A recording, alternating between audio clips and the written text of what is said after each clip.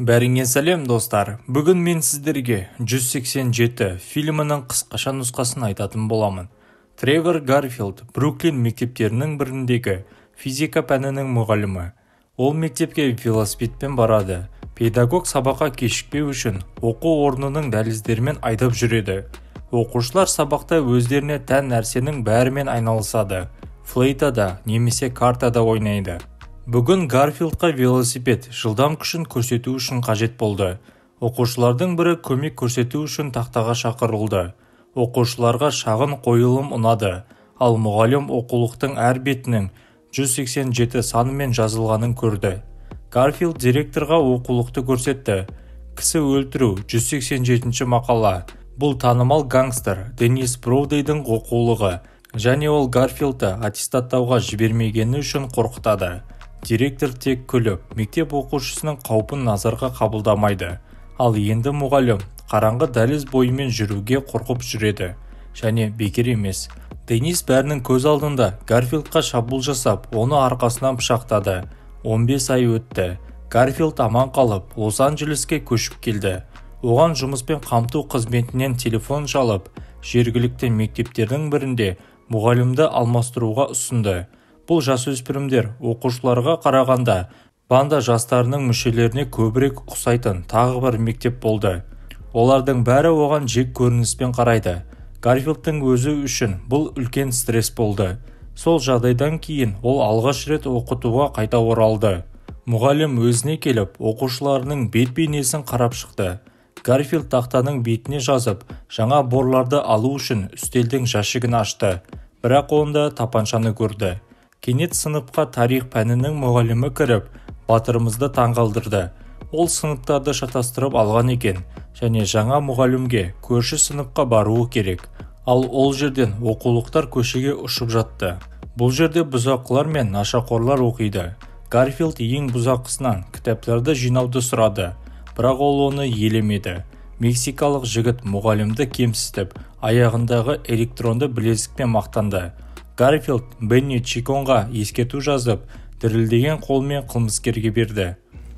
Я настоящий учитель. Кетіп бара жатқан Бенни мұғалімінің арқасына қағаз тастады да, Гарфилд сыныптағы барлық жасөспірімдерді күлкіге шақырып, қатты қорқып кетті. Тарихшы Дэйв қосалқы бөлмеден бірнеше жігіттің шығып кеткенін көрді. Онда олар жоғарғы сынып оқитын Ританы по кругу жіберген.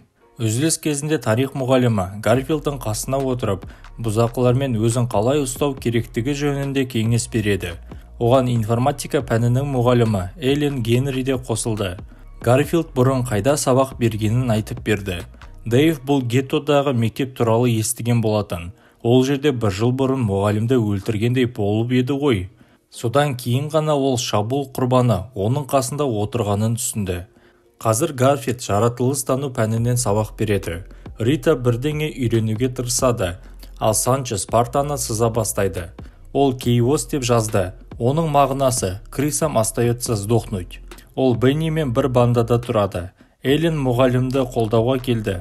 Оған агрессивті латындардың қасында жүрген ұнамайды.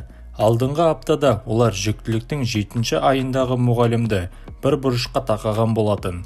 Ол бір оқушыны қорғану үшін ұрып жіберді. Енді оны жұмыстан шығару қаупі төніп тұр. Эллен Гарфилдты түсінеді. Ол Бенни Чиконға қарсы сотта қарулы тонау жасаған кезде куәлік еткен. Мексикалық әйелдің қатты өкінетініне уәде беріп, енді ол күн сайын кек алуды күтіп жүр. Оған үнемі біреулер қоңырау шалып, машинасын бұзып отырды. Ал өткен аптада біреулер оның үйіне кіріп кетті. Я не знаю, что делать. Увольтесь. Вы же остались. Түнде әлде бір мамық кейос графитті бояп, енді бандиттерден кешірім сұрайды. Бенни мұны ату үшін лайықты себеп деп шешті. Келесі күні ол мектепке келмеді. Көшеде қоқыс жинаған әлде бір жігіт оның электронды білезігін тапты. Эллен Гарфилдтың семестрдің соңына дейін қалатынын білген соң қуанды. Ол әріптесіне Беннидің 4 күн бойы инспекторда болмағанын айтты. Ол енді оның өмірін тозаққа айналдырған бұзақымен бетпе-бет келмейтініне қуанды. Гарфилд блондинкаға үйінде бірге ас ішуді ұсынды. Мұғалім шабуылдан кейін оның оқуға деген құштарлығы жоғалып кеткендігіне шағымданады. Ішкеннен кейін Эллен Гарфилдты билеуге үйретуге кірісті. Ол мұғалімге шарап төгіп алды. Гарфилд киімін ауыстыруға барды. Эллен еркектің арқасын көріп таң қалды. Эллен өз үйінің алдында өзінің реакциясы үшін кешірім сұрап, кешкі ас үшін алғысын білдіріп, әріптесіне кактус сыйлады. Сыныпта бәрі ыстықтан терлей бастады. Мұнда көптеген адамдарға түрлі дәрі-дәрмек қолданғаны ұнайды дейді Гарфилд. Мысалы, қызыл көзді Сизару. Ол жігітке партаның алдына отырып, параграфты оқуды сұрады.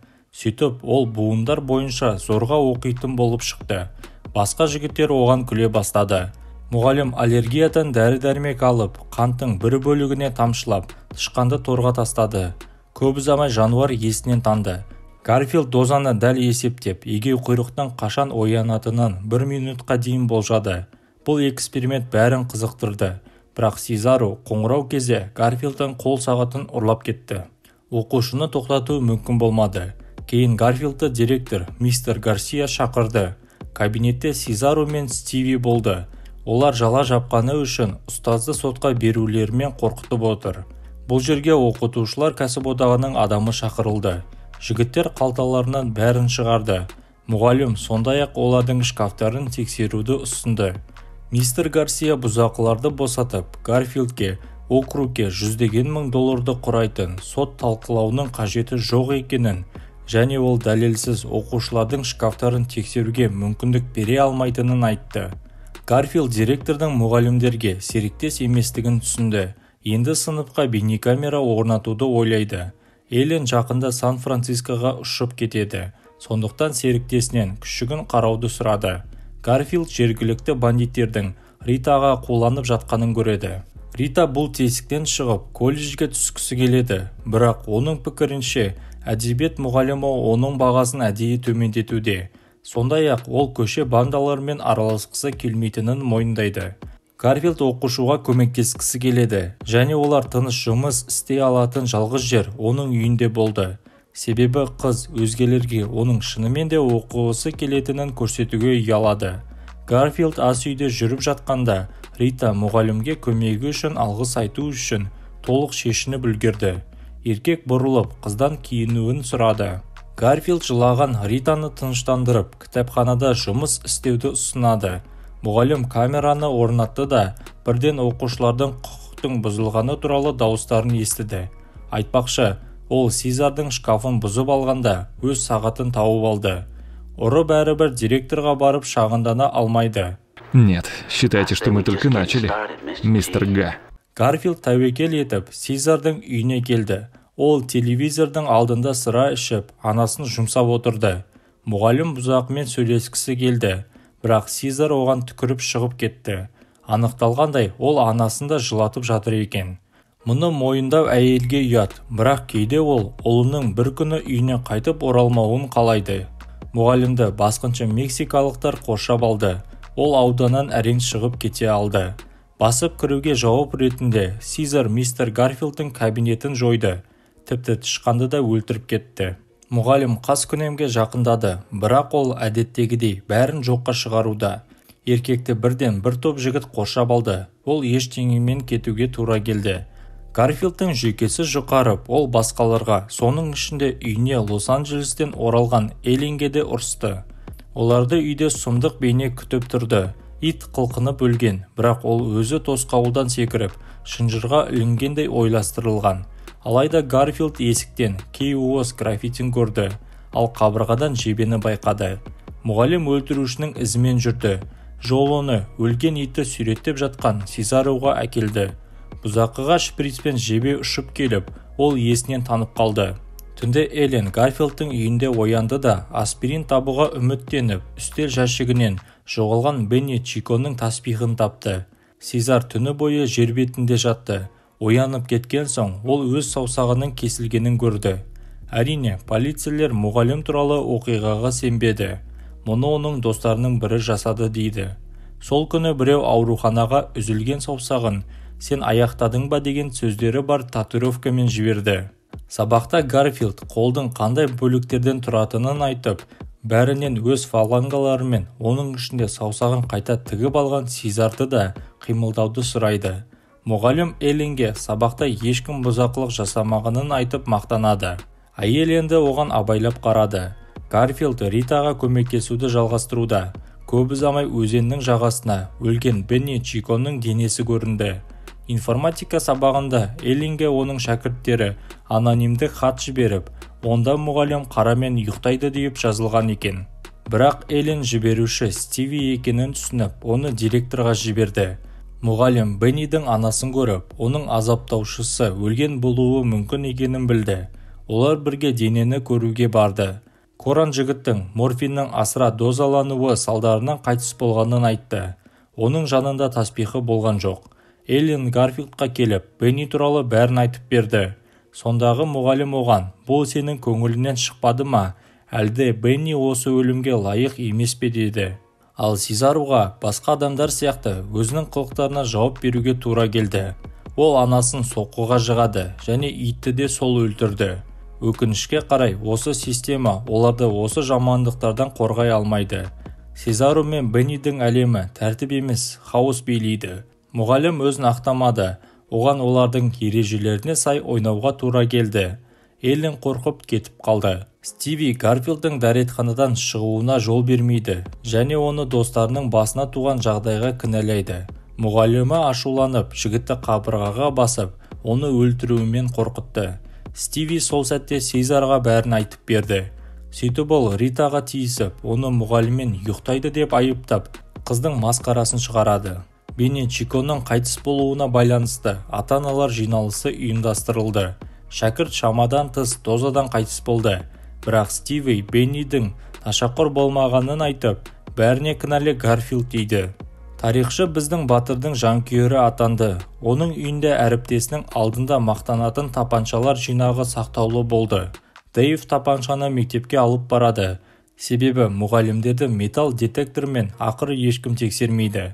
Сондай-ақ ол сот күні Ританы қосалқы бөлмеде ұстап қалғанда пайдаланғанын мойындады. Бәрібір ол болашағы жоқ қыз дейді. Ақырында ол Гарфилдтан Бенниді сен өлтіріп, Сезаруды сен жарақаттадың ба деп сұрайды. Егер сен екеуміз ұқсас деп ойласаң, сен қателесесің деп жауап беріп Гарфилд кетіп қалады. Сезару өз үйінде бұғы аңшысы фильмін көреді. Онда кейіпкер орыс рулеткасын ойнап жатты. Келесі күні Рита кітапханаға оқуға келмеді. Мұғалімі Бродыйды еске алды да сілкініп кетті. Гарфилд оның жағдайы жақсы екеніне көз жеткізу үшін оқушыға баруға шешім қабылдады. Қыз енді мектепке келмеуге шешім қабылдады. Мұғалім тарихшы енді оған тиіспейді деп уәде береді. Рита бәрібір өзінің үйіне жасырынып кіріп кетті. Гарсия Гарфилдке оларды жұмыстан шығаруға тура келетінін айтты. Бәрі де Рита оның үйіне келгендіктен және олардың онда не істегендіктері түсініксіз болғандықтан болды. Кәсіп одақтың адамы Элленге досынан босқа күдіктенетінін айтты. Оған олайда оңай емес. Ол системаның ортасына түсіп қалды. Гарфилд оның машинасында 187 деген 3 сан сызылғанын көрді. Үйдің барлық беті граффитимен жазылған, ал сыйланған кактус сынып кеткен. Сол сәтте оның шәкірттері келді. Сезар мұғалімді өлтірмек. Бұл сондай-ақ басқа 2 жігітке арналған бандыға кіру мүмкіндігі болды. Гарфилд оларды күтіп тұрды. Ол Сезарудың саусағын кесіп, Бенни Чиконды өлтіргенін мойындады. Сезару мұғалімге бүгін телевизордан көрген ойынды ойнауды ұсынды. Гарфилд келісіп, бірден түсіру легін 2 рет басты. Сезарудың өзі зеңбіректі басына тақауға қорықты. Сол кезде Гарфилд тағы да тәуекелге барып 2 рет басты. Мұғалім жігітке күледі. Ол өз ойынын ойнауға қорқады дейді. Содан кейін Сезару келісті, ал одан кейін тағы бір патрон қосылды. Гарфилдтың тағы да жолы болды. Еркек жоғалтатын ештеңе жоқ дейді. Ол мұғалім болатын. Ол олардың бәріне көмектескісі келді, бірақ 1 жыл бұрын оның ішінде осының бәрі өлген болатын. Ал олардың мақтанғандары ештеңеге тұрмайды деді. Нет! Жігіттер қорқып қашуға жиналды, бірақ Сезару асықпайды. Бұл оның кезегі, оның оғы еді. Ол ойынды аяқтамақ болды. У меня 1 шанс из 6.